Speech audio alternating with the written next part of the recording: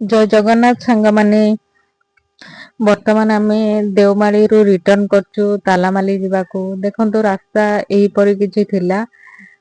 ମାନେ ରାସ୍ତା ବି ବହୁତ ଭଲ ଥିଲା, ଏମିତି ନୁହେଁ କି କିଛି ଖରାପ ଥିଲା ବୋଲିକି।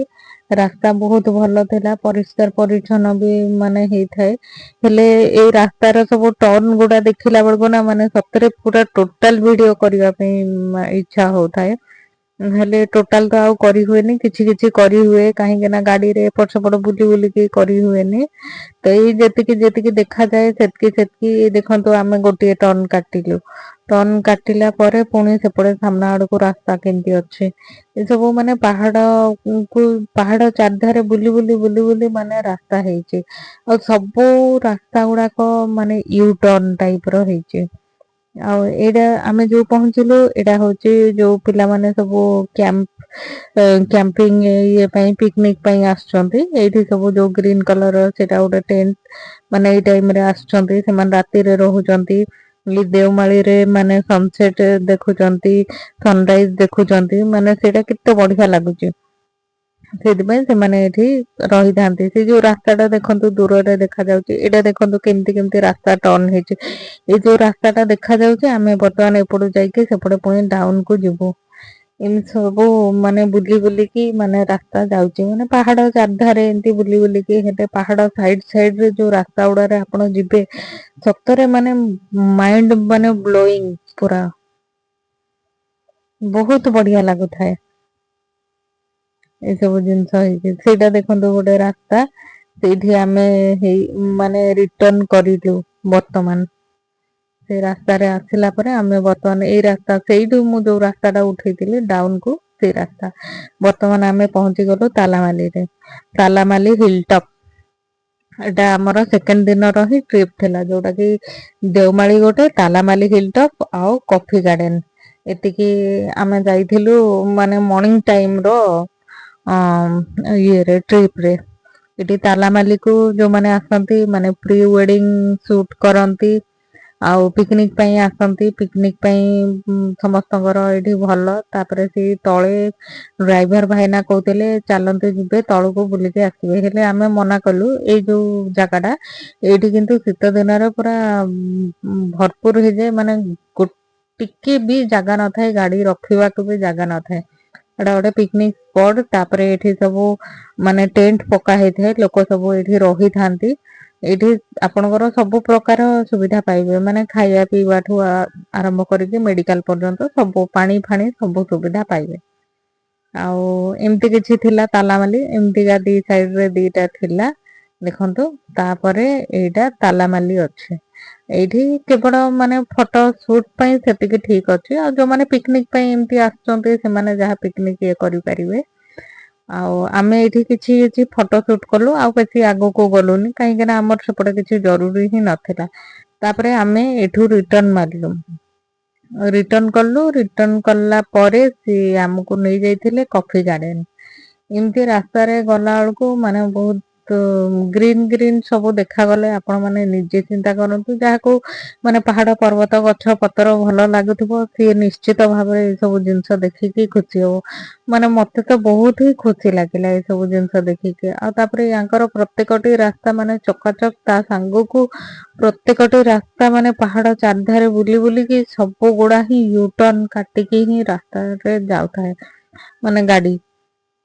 ମାନେ ପାହାଡ ବୁଲି ବୁଲିକି ହିଁ ଯାଉଥାଏ, ଏଇଟା ଗୋଟେ ଅଲଗା ପ୍ରକାର ନଜାରା ଲାଗେ। ମାନେ ସୁନ୍ଦର ସୁନ୍ଦର ପାହାଡ, ସୁନ୍ଦର ସୁନ୍ଦର ମାନେ ଭିଉ, ମାନେ ବହୁତ ବଢିଆ ଲାଗିବ ଆପଣଙ୍କୁ।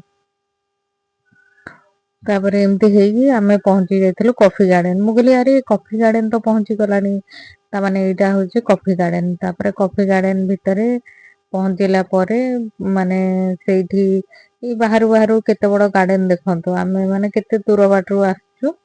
ମାନେ ମୁଁ ପୁରା ଫାଷ୍ଟ ରୁ ହିଁ ଭିଡିଓ ଟାକୁ ସୁଟ କରିଛି। ମାନେ ପୁରା କେତେ ସମୟ ପର୍ଯ୍ୟନ୍ତ ଅଛି। ଆଉ କଫି ଗାର୍ଡେନ ପାଖରେ ପହଞ୍ଚିଲା ପରେ ତାପରେ ଡ୍ରାଇଭର ଭାଇନା କହିଲେ ହଜବେଣ୍ଡ କୁ ଯେ ଆଉ ଆପଣ ଯାଇକି ଭାଇନା ବୁଝିକି ପଳେଇ ଆସନ୍ତୁ ସେଠି ଖୋଲା ଅଛି କି ନାହିଁ ବୋଲିକି। ତାପରେ ସେ କହିଲେ ଗଲେ ବୁଝିବା ପାଇଁ, ବୁଝି ସାରିକି ଆସିଲେ ବେଳକୁ କହିଲେ ନାଇଁ ଭିତରକୁ ତ ଛାଡୁନାହାନ୍ତି, କିନ୍ତୁ ଏଇ ବାହାରୁ ବାହାରୁ ଯାହା ଦେଖିବେ। ତାପରେ ଆମେ ସେମିତି ହେଇକି ଗଲୁ ସେଠି ଭିତରକୁ ପଶିଲୁ। ଏଣ୍ଟ୍ରି କଲା ପରେ ଆମେ ଦେଖିଲୁ ସେଠି ସେ ଡାକିଦେଲେ ସାଙ୍ଗେ ସାଙ୍ଗେ, ତାପରେ ଏଣ୍ଟ୍ରି କଲୁ। ଏଣ୍ଟ୍ରି କଲା ପରେ ସେଠି ଯାଇକି କିଛି କିଛି ଫଟୋ ସୁଟ ମାନେ ଉଠେଇଲୁ। ଡ୍ରାଇଭର ଭାଇନା କହିଲେ ଆପଣଙ୍କର କିଛି ଖାଇବାରେ ହେଲେ ଆପଣ ଖାଇ ଦେଇକି ଆସିବେ।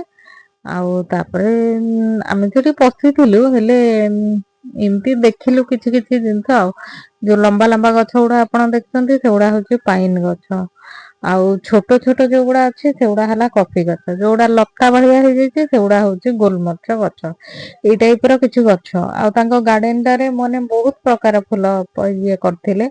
ମାନେ ଯୋଉଗୁଡା କି ଏପଟର ଫୁଲ କହିପାରିବିନି, କିନ୍ତୁ ସେପଟେ ବହୁତ ଅଲଗା ଅଲଗା ବି ବହୁତ ପ୍ରକାର ଏମିତି ଫୁଲ ଥିଲା।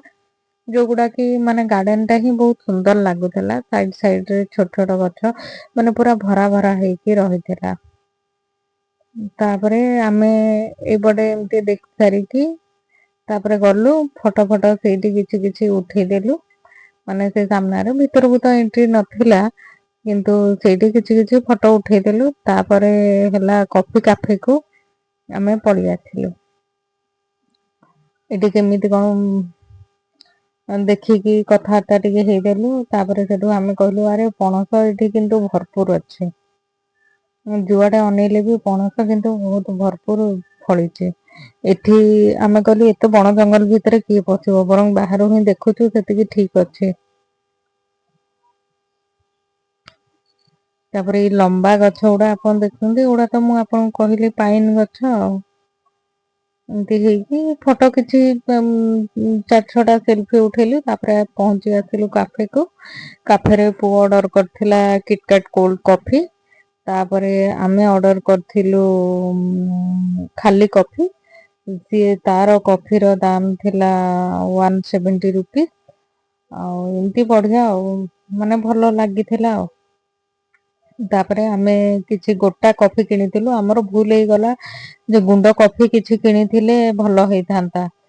ଆଉ ତାପରେ ସେଠୁ ଗୁଣ୍ଡ କଫି ତ ଆଉ କିଣି ନଥିଲୁ। ଏମିତି ହେଇକି ପଳେଇ ଆସିଲୁ। ପଳେଇ ଆସିଲା ପରେ ଏଇଟା ସିଏ ଆମକୁ ନେଇ ଆସିଥିଲେ ଦାମନ ଯୋଡି ହନୁମାନ ବାଟିକା।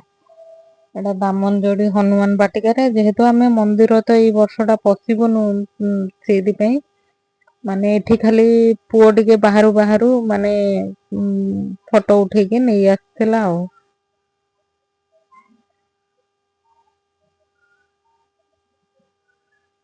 ବହୁତ ବଢିଆ ହେଇଛି ହନୁମାନ ବାଟିକାଟି। ସେ ଡ୍ରାଇଭର ଭାଇନା କହିଲେ ଆପଣ ଯଦି ମନ୍ଦିର ଯିବାର ନଥିଲା ତାହେଲେ କାହିଁକି ଆପଣ ଏଇ ସମୟରେ ପ୍ଲାନ୍ କରିଥିଲେ। ଆମେ କହିଲୁ ନା ହେଲେ ବି ପ୍ଲାନ୍ ଟା ତ ହଠାତ୍ ହେଇଯାଉଛି ଆଉ କଣ କିଏ କହିପାରିବ କି କେତେବେଳେ କଣ ପ୍ଲାନ ହବ। ତେଣୁ ଏଇଠିକୁ ଆସିଥିଲୁ। ଏଇଠିକୁ ଆସିଲା ପରେ ଟିକେ ଟିକେ ବର୍ଷା ବି ଏପଟେ ହେଇଥିଲା। ସେ ବର୍ଷା ବର୍ତ୍ତମାନର ଭିଡିଓଟି ଏତିକି। ଜୟ ଜଗନ୍ନାଥ।